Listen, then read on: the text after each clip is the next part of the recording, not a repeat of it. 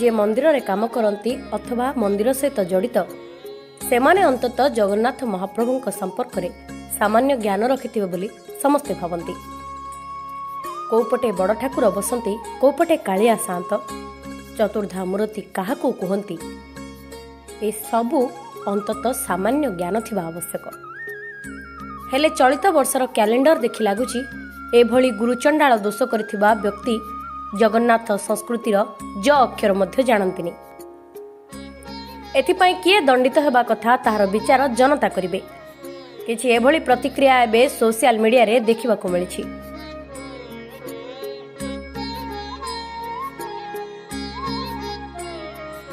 किछि श्रद्धालुंक कहिबा अनुसार प्रशासनर गुरुतर त्रुटि देखिबाकू मिलिछि। कैलेंडर रे महाप्रभुंकर जो चित्र स्थानित करा जायछि सेथिरे गुरुतर त्रुटि थिबा परिलक्षित करा जाउछि। महाप्रभु श्री जगन्नाथଙ୍କ स्थाନରେ प्रभु बलभद्र एवं बलभद्रଙ୍କ स्थाନରେ रहिଛନ୍ତି श्री जगन्नाथ। एमिति एक फोटो को श्रीमंदिर प्रशासन कैलेंडर 2026 रे स्थान देछि।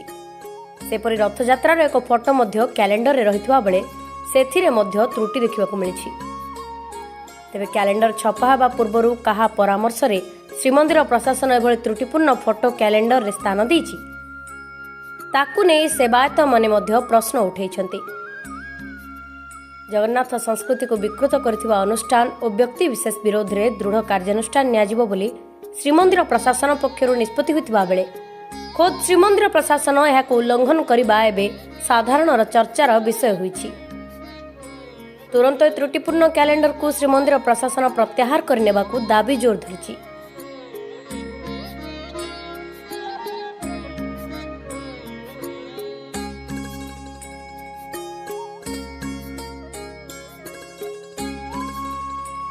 तेबे केउ अधिकारी दायित्वहीनतार फलस्वरूप एभली त्रुटि होइछि तार तदंत करा जे कार्यानुष्ठान ग्रहण पाई मध्य जगन्नाथ प्रेमी और सेवायत दाबी करबा सहित असंतोष जाहिर करिसेंति।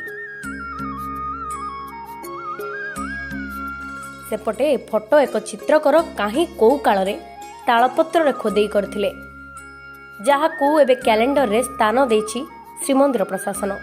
तेणु अजथा विवाद न करिबाकू मध्य किछि बुद्धिजीवी मत प्रकाश करिसेंति। कवि लेखक और चित्रकर को निज निज भाव में भक्तिभाव प्रकाश करिवार स्वाधीनता धीरे धीरे ह्रास करा जाउछि एवं समाज अधोगति प्राप्त होइथिबा नै मध्य किछि वरिष्ठ लेखक उल्लेख करिसेंति।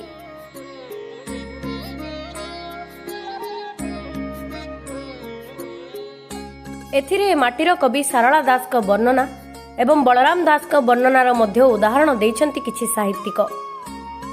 तेबे मोटामोटी ए संपर्क में एते आलोचना समालोचना होथिबा बेले श्रीमंदिर प्रशासन पक्षरु स्पष्टीकरण मिलिछि।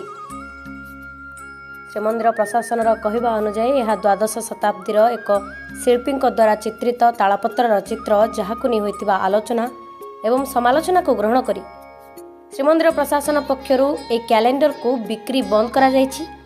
ता संगकु कैलेंडर प्रथम पृष्ठारु एभली चित्र को बाद दिया जायथिबा वर्तमान स्पष्टीकरण रखिछन्ति श्रीमंदिर प्रशासन।